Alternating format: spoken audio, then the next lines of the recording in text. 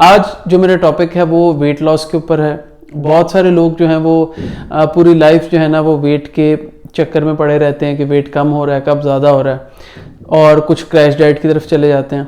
तो याद रखिए कि वेट लॉस की जो टर्मिनोलॉजी है पहले उसको समझिए। जो वेट लॉस की टर्मिनोलॉजी है वो मेरी नज़र में सही नहीं है, क्योंकि आपने वेट कम नहीं करना, आपने फैट कम करना है। आपका जो वजन है वो दो वजह से है, या फैट होगा ज़्यादा या मस्कुलर आपका वेट होगा। जो मस्कुलर वेट है जैसे बॉडी बिल्डर्स का होता है, एथलीट्स का होता है, या वो लोग जो भी स्पोर्ट्स प्लेयर होते हैं, किसी भी खेल का हिस्सा होते हैं, तो अक्सर जो है वो बॉडी उनकी टोन्ड होती है, फैट कम होता है, मसल ज़्यादा होते हैं। इस तरह का वेट जो है वो नुकसानदेह नहीं होता जो मस्कुलर वेट होता है। मसला कहाँ शुरू होता है कि जो आपकी जो बॉडी है उस पर जो बॉडी फैट रेशियो है वो ज़्यादा होने लग जाती है। जब फैट ज़्यादा होगा वो बीमारियों का बायस भी बनेगा और देखने में भी आप अच्छे नहीं लगेंगे। तो याद रखिए कि आपका गोल क्या है, फैट कम करना है, वेट कम नहीं करना। अगर आपका मस्कुलर वेट है, बेशक वो BMI के अंदर नहीं आ रहा है, लेकिन मस्कुलर आपकी फिजिक है, तो आपको वेट के बारे में परेशान होने की ज़रूरत नहीं है, क्योंकि वो वेट आपको नुकसान नहीं पहुंचाए। अगर आपको 1 किलोग्राम फैट कम करना है तो आपको 7700 कैलोरीज बर्न करनी पड़ेंगी। अब बहुत सारे लोग जो हैं वो क्रैश डाइट की तरफ चले जाते हैं या हद ज़्यादा एक्सरसाइज करना शुरू कर देते हैं, लेकिन याद रखिए कि ना सिर्फ खाली डाइटिंग से कुछ होगा, ना एक्सरसाइज से कुछ होगा। मैं आपको एक छोटा सा फॉर्मूला बता रहा हूँ जिससे आप 1 साल के अंदर 48 किलोग्राम वजन कम कर सकते हैं। देखने में सुनने में ज़रा मुश्किल लगेगा, लेकिन अगर आप इसको फॉलो करेंगे तो ये पॉसिबल है। एक नॉर्मल एवरेज इंसान को रोज़ाना 2000-2500 या कुछ केसेस में 3000 कैलोरीज की ज़रूरत पड़ती है। अब याद रखिए कि जो वेट लॉस का फॉर्मूला है वो यहीं से शुरू होता है। सबसे पहली चीज़ ये है कि जितनी कैलोरीज आप अपने जिस्म में दाखिल कर रहे हैं खाने की सूरत में, और जितनी कैलोरीज आपका जिस्म बर्न कर रहा है अपने रोज़ के मामलात को सर अंजाम देने के लिए, तो वो जो डिफरेंस होगा वो तय करेगा कि क्या आपका वेट कम होगा या ज़्यादा होगा आने वाले टाइम में। अब फॉर एग्जांपल आपको 2500 कैलोरीज की रिक्वायरमेंट है, 2500, और आप जो है वो 3000 या 3500 कैलोरीज इनटेक कर रहे हैं, तो हर हफ्ते आप करीब 1 किलोग्राम अपना वजन इंक्रीज कर सकते हैं। अगर हम एस्टिमेट लगाएं कि आपको 2500 कैलोरीज की रोज़ाना ज़रूरत है और आप जो हैं वो 1400 कैलोरीज लेना शुरू कर देते हैं, तो हर हफ्ते आप 1 किलोग्राम वज़न कम कर सकते हैं। 1 महीने में आप 4 किलोग्राम वज़न कम कर सकते हैं, और साल के आखिर तक आप 48 यानी 48 किलोग्राम वज़न कम कर सकते हैं। अब याद रखिए कि जो कैलोरीज की बात मैंने आपको कही, कैलोरीज अगर ज़्यादा लेंगे, रिक्वायरमेंट कम है, तो फैट बनेगा।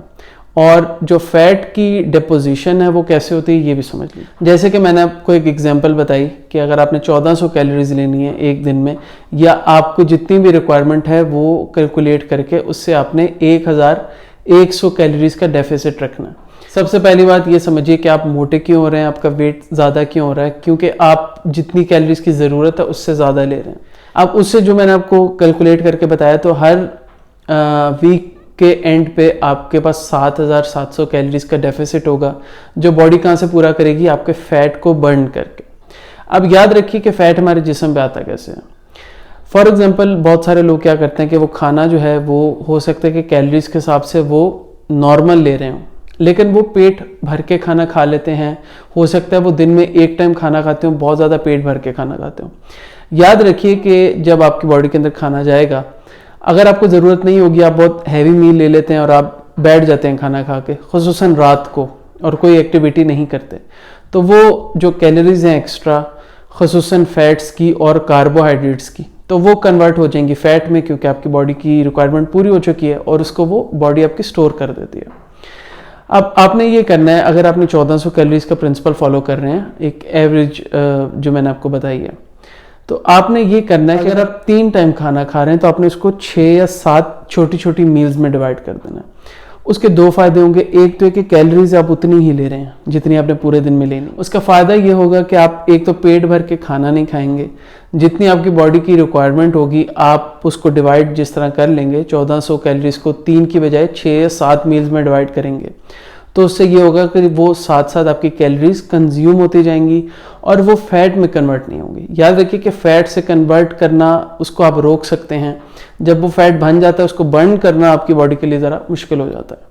तो इस तरह जब आप स्मॉल मील्स लेते हैं तो आपकी रिक्वायरमेंट पूरी होती रहती है। जो फैट की डिपोजिशन होगी वो बहुत कम होगी, या अगर आप उसको किसी एक्टिविटी में एंगेज करते हैं तो आप जो है वो उसको फैट बनने से रोक सकते हैं। इसी तरह जब कैलोरीज की बात आती है, याद रखिए कि कार्बोहाइड्रेट्स और प्रोटीन से हमें 1 ग्राम से 4.1 कैलोरीज मिलती हैं, और 1 ग्राम फैट से हमें जो है वो कार्बोहाइड्रेट्स और प्रोटीन से डबल से भी ज़्यादा कैलोरीज मिलती है, 9.1 कैलोरीज। तो ये भी आपने इसको देखना है कि आप अपने खाने में क्या ज़्यादा फैट ले रहे हैं या ज़्यादा आप कार्बोहाइड्रेट्स ले रहे हैं। जो प्रोटीन है, प्रोटीन आपके मसल्स को चाहिए। ये मैं पिछली वीडियो में भी शायद बता चुका हूँ कि 1 ग्राम पर 1 केजी बॉडी वेट की जो रेशियोज़ को आपने फॉलो करना। आपका अगर वज़न 100 किलोग्राम है तो आपने 100 ग्राम प्रोटीन्स रोज़ाना लेनी है। इसके बाद अगली बारी आती है कि फैट्स याद रखिए कि फैट्स आपके लिए बहुत ज़रूरी हैं। फैट्स के बगैर नॉर्मल फंक्शनिंग नहीं हो। अब फैट में भी आपके पास ऑप्शनल हैं सैचुरेटेड और अनसैचुरेटेड। याद रखिए अनसैचुरेटेड फैट जो है वो हेल्दी है, सैचुरेटेड फैट जो है वो हेल्दी नहीं होता, यानी बटर, चीज़ और जो एनिमल सोर्स ऑफ फैट होता है। जो गुड फैट है आपने उसका इस्तेमाल करना है, जिसमें शामिल है ऑलिव ऑयल शामिल है, नट्स शामिल हैं, ओमेगा 3 वॉलनट, फिश जिसमें आ जाती है रेनबो ट्राउट है, सालमन है, ट्यूना है। अगली चीज़ है प्रोटीन। अब प्रोटीन जो है वो बेस्ट सोर्स थे कि आप वाइट मीट इस्तेमाल करें जिसमें कम से कम फैट होगा। वो फिश से भी मिल सकता है, आपको चिकन से भी मिल सकता है, टर्की से मिल सकता है, डक से मिल सकता है। इसके बाद बारी आती है कार्बोहाइड्रेट्स। अब कार्बोहाइड्रेट्स कौन से लेने हैं, तो याद रखिए कि जिन कार्बोहाइड्रेट्स का सबसे लो ग्लाइसेमिक इंडेक्स होगा वो जो है अपनी डाइट में आपने शामिल करना है। लो ग्लाइसेमिक इंडेक्स वाले जो खाने जिसका 55 उससे कम ग्लाइसेमिक इंडेक्स होता है, उसमें पल्सेस शामिल हैं, यानी लाल लोबिया शामिल है, काले चने शामिल हैं, दालें आ जाती हैं इसमें। इसके अलावा फ्रुक्टोज शामिल है, सीड्स शामिल है जिसमें पंपकिन सीड्स हैं और फ्लैक्स सीड्स हैं। फ्रूट्स आ जाते हैं जिसमें पीच और स्ट्रॉबेरी शामिल है।